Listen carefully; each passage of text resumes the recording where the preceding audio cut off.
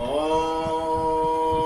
शनो बन्धुर्जनिता शविधाता धामानि वेद भुवनानि विश्वा यत्र देवा अमृतमानसानास्त्रतीये धामन् धैर्ययन्तः। तू गुरु है प्रजेशवी, तू है पाप पुण्य फलदाता है। तू ही सखा बंधु मम, तू ही तुझसे ही सब नाता है। भक्तों को इस भव बंधन से तू ही मुक्त कराता है। तू है अज अद्वैत महाप्रभु, सर्व काल का जाता है।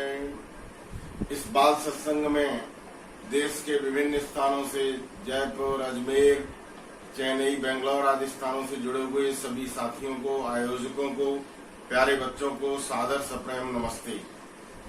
बच्चों को ये बता दें कि यहाँ पर थोड़े समय में बहुत अच्छी अच्छी बातें आप सीख रहे हैं। ये बातें आपके जीवन में काम आने वाली हैं। इस कार्यक्रम के अंत में जो माता जी आपको ध्यान सिखाती हैं, उसमें भी आप पूरा ध्यान दें और शांत पूर्वक उसमें बैठा करें।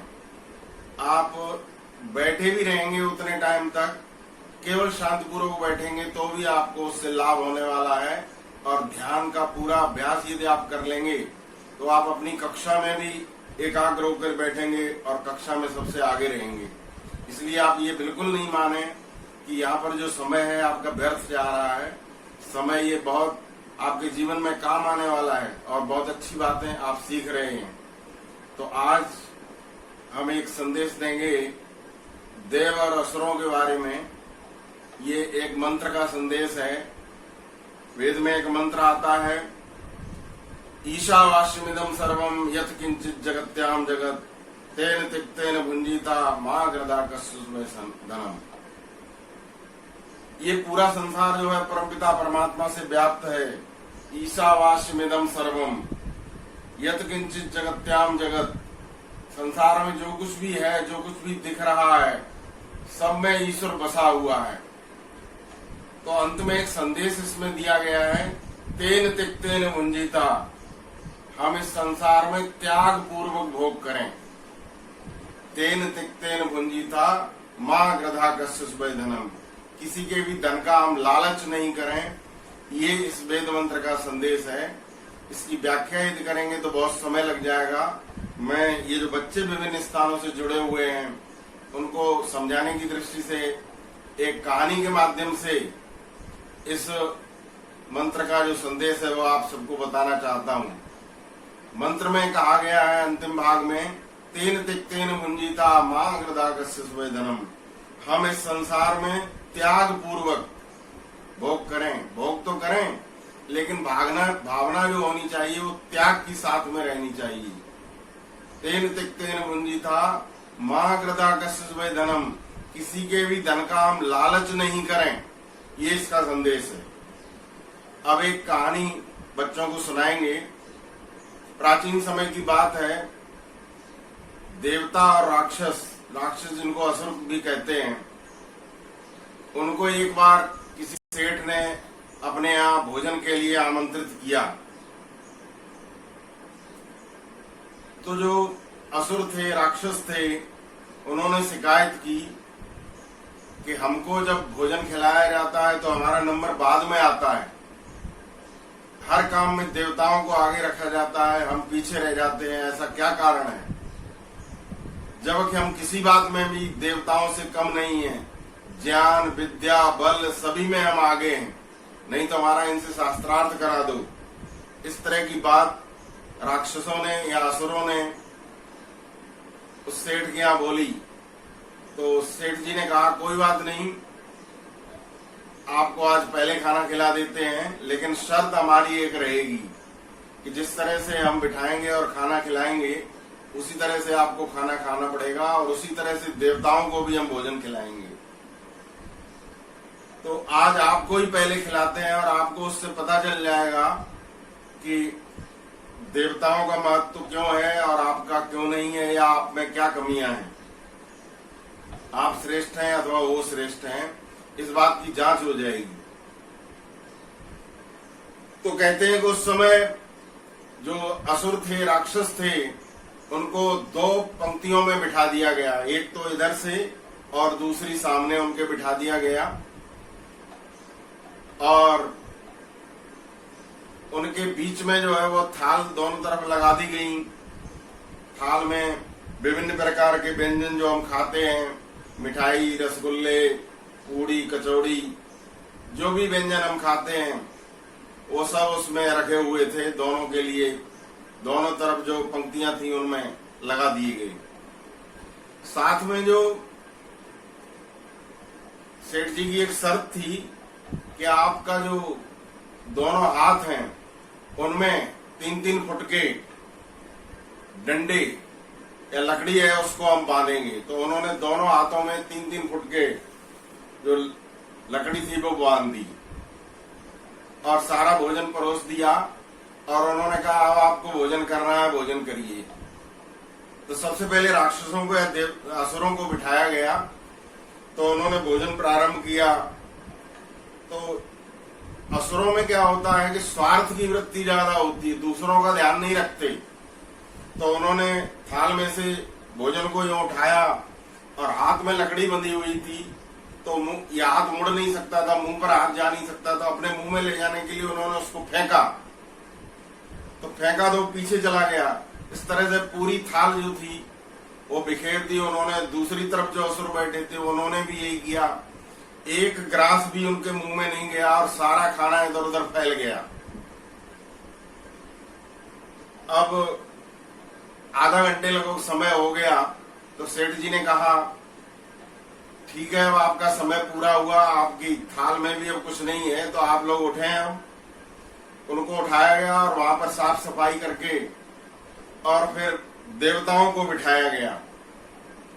देवताओं को भी बिठा दिया गया, सामने भी देवताओं को बिठा दिया गया, और दो पंक्तियों में भोजन, विभिन्न प्रकार के व्यंजन लगा दिए गए, और उनके हाथों में भी 3-3 फुट की लकड़ी बांध दी गई, डंडे बांध दिए गए, और उनको भी कहा गया कि आप भी अब भोजन करो।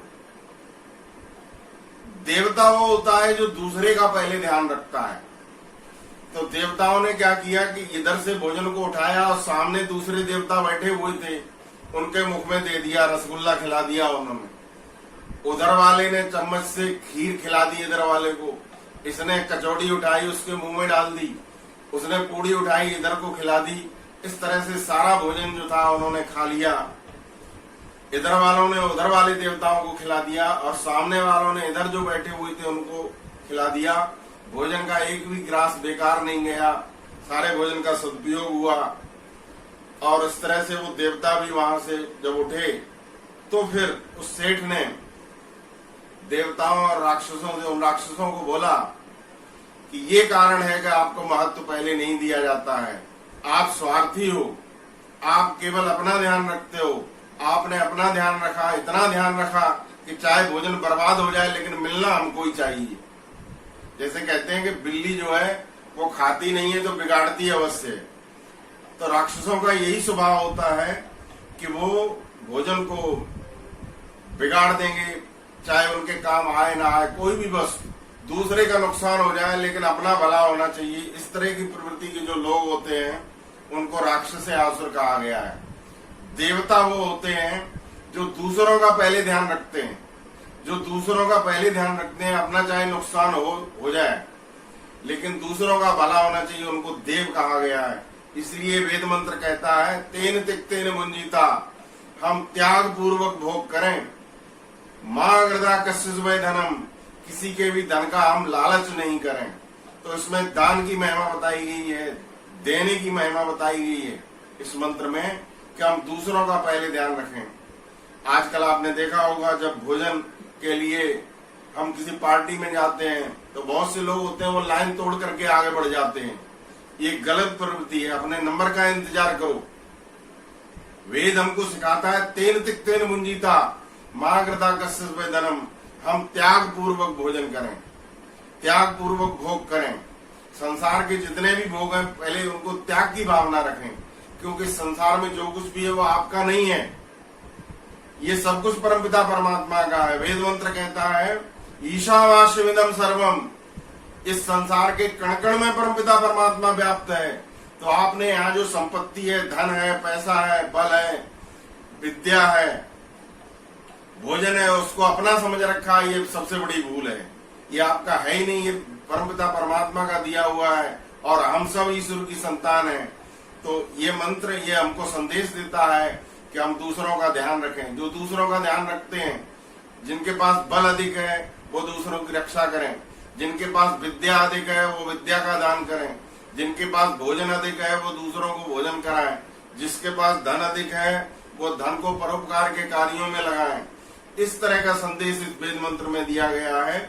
हम अपना ध्यान रखने से पहले संसार का, समष्टि का ध्यान रखें। ऋषि दयानंद से जब वो प्रचार कर रहे थे, एक बार किसी व्यक्ति ने कहा कि आप तो 18-18 घंटे तक समाधि लगाते हो, आप क्यों संसार के पचड़े में पड़े हुए हो, संसार से क्यों आप बैरभाव लेते हो, संसार के सुधार के लिए आप क्यों इतना बड़ा आंदोलन चला रखा है।